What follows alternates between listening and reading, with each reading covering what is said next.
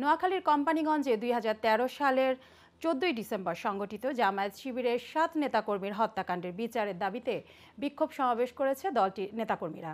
কোম্পানিগঞ্জ উপজেলা ও বসুরহাট পৌরসভা জামায়াত ইসলামী এ কর্মসূচির আয়োজন করে।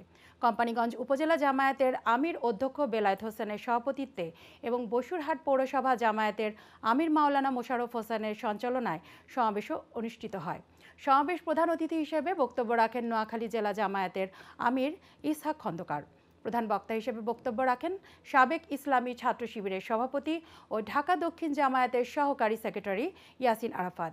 সমাবেশে আরও বক্তব্য রাখেন স্থানীয় ও জেলা পর্যায়ের জামায়াত নেতারা। দ্রুত বিচার নিশ্চিত না হলে আরও বৃহত্তর আন্দোলনের হুঁশিয়ারি দেন তারা। এ সময় হত্যাকাণ্ডের বিচার ও ক্ষতিগ্রস্ত পরিবারের ন্যায্য অধিকার নিশ্চিত করার দাবি জানান তারা।